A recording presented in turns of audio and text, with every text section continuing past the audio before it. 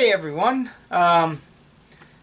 June, as many of you know, is the month that Shark Week takes place, usually towards the end of the month. But it also marks the anniversary of something awesome. This June will mark 41 years since my favorite film hit theaters. What film is that? Jaws. So I figured I'd talk about this film. Last year, my good friend Dennis Sullivan, who some may know as Gunpla Nut on YouTube here, him and I went and actually caught the 40th anniversary screening in one of the theaters in Delaware just before I moved. Pretty much like a week or two before I moved. So that was really cool, going to actually see this film on the big screen. I don't have a script or notes or anything. I've seen this film so much. I actually wrote an article on my blog page on it. If you hear any clicking, my youngest is over here next to me. He's playing Lego Marvel Avengers, so just bear with it. He's got the volume all the way down though. But yeah, this is the film that made Steven Spielberg the director he is. He directed it after he did American Graffiti, which ironically I've never seen American Graffiti. I've seen pretty much everything else Spielberg's done but that. I don't know why. Anyway, I mean, I'm not going to talk about the whole plot of the movie. I mean, if you don't know the plot by now, it's basically, you know, a shark shows up at a New England beach and starts killing people. And eventually the police chief, marine biologist, and a shark hunter go out on a boat and chase it down. There you go. I mean, that's it in a nutshell. It's a lot of people call it a horror movie. It's not really. I think this is set up. It's kind of. If you go back to John Williams, John Williams did the music for this. John Williams, when he saw the cut of it for Spielberg, and yes, I'm wearing my Jaws shirt. He watched it and he goes, "Oh, you made a pirate movie." And that's how he treated it when he made the score, and it kind of fits, as well as the iconic, you know, 2-beat. The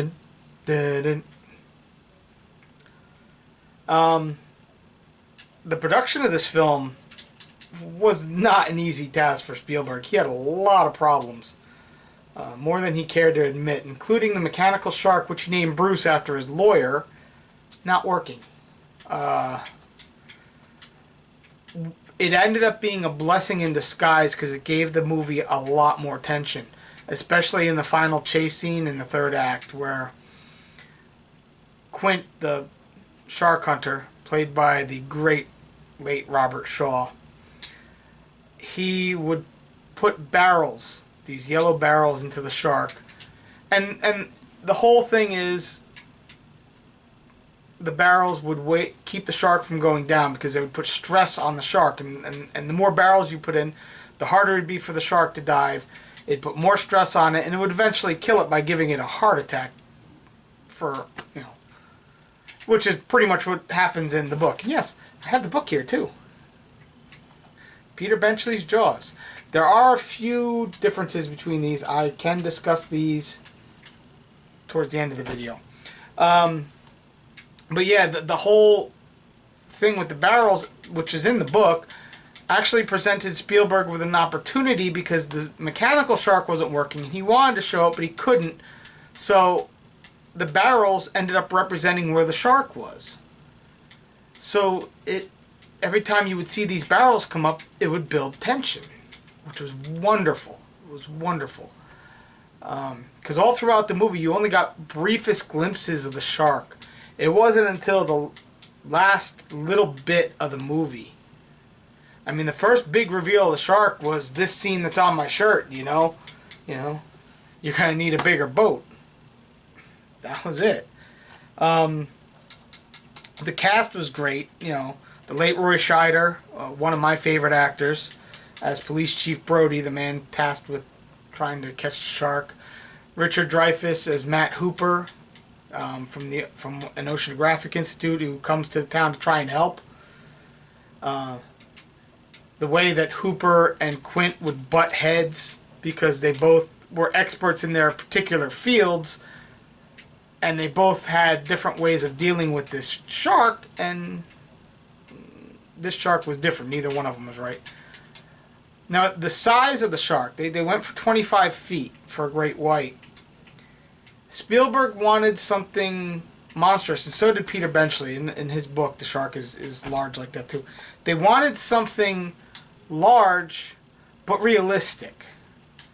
Now, it is in the realm of possibility for a great white to get to 25 feet.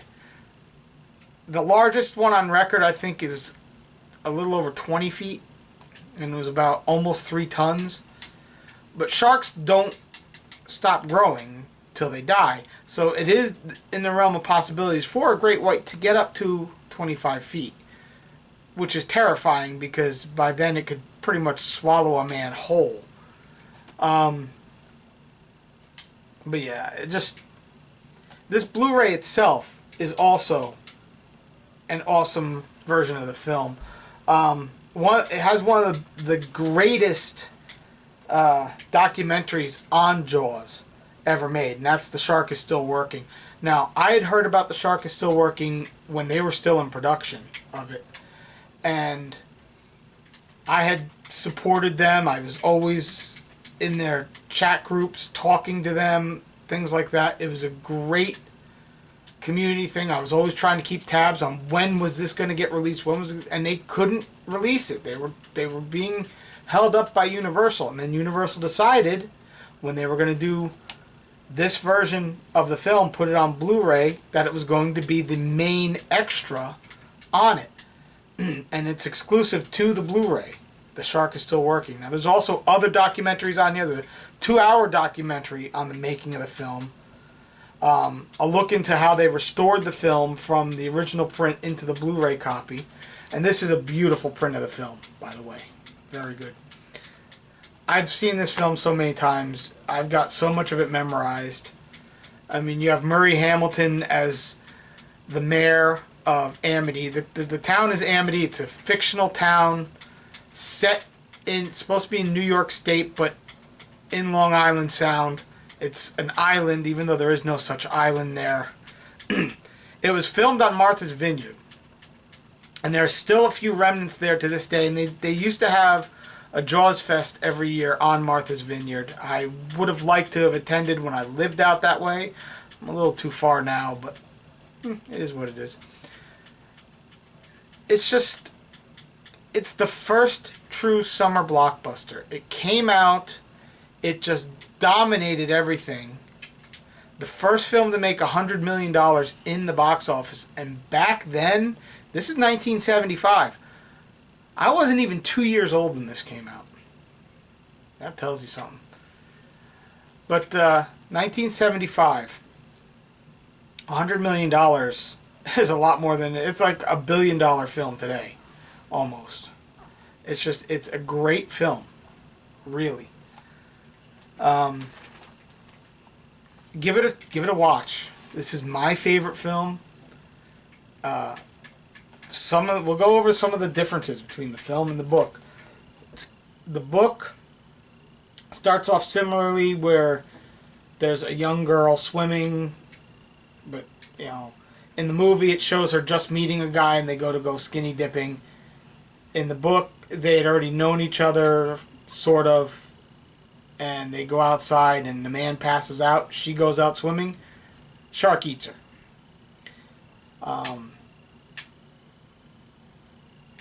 There's one of the main differences is the family dynamic between Brody and his family. I mean, in the movie, his wife is played by Lorraine Gary. In the book, their marriage isn't so happy, so normal. They also had 3 children in the book, Billy, Martin Jr., and Sean, where in the movie, Sean was the younger one, and the older one was Michael. Now, this family is in all 4 of the Jaws films, other than, I mean, Brody dies at some point in time, but, you know. I'm not really going to talk about the sequels, because the sequels are,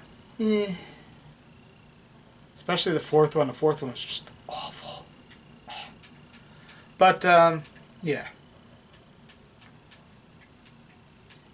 The one big thing between the book and the film is, in the book, Ellen Brody ends up having an affair with Hooper. It really is an interesting scene. It really takes you out of the story of the shark and everything, but it is something that happens.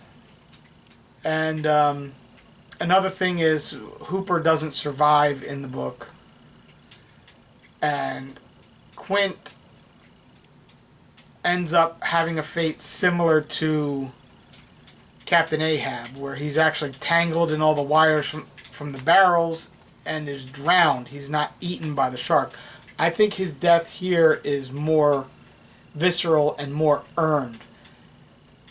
The shark getting revenge on the shark hunter speaks more, so I like Spielberg's version. In the book, Quint was hand throwing the harpoons into the shark to get the barrel stuck to him. In the movie, he had a harpoon gun. Makes more sense, but, you know. But a lot of the main parts of the story are similar, you know. I mean, the main plot is similar. And the book ends differently, where the shark is swimming towards Brody. It's dragging Quint's body. It's dragging the barrels. The shark gets to him and drops dead of a heart attack and sinks. Little anticlimactic. Spielberg, even though it's far-fetched and Mythbusters did rule that it wouldn't happen, he shoves an air tank, one of Hooper's air tanks, into the shark's mouth. And then when the shark attacks again, he proceeds to shoot it, which blows up the shark, killing it. So, there is that. Yeah. You need to watch this. It is a fantastic film. One of the best films made, especially in the 70s. It's just a great summer flick. Great action film. Great horror film.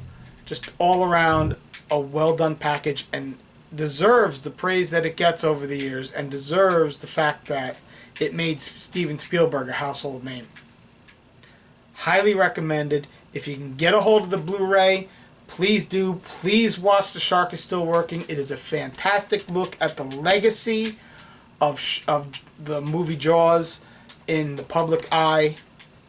It is also the last thing that Roy Scheider did before his death.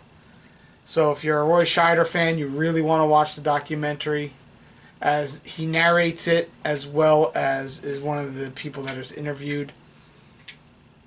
It's really great. Highly recommended. 2 thumbs way up on this one, guys. Thank you very much.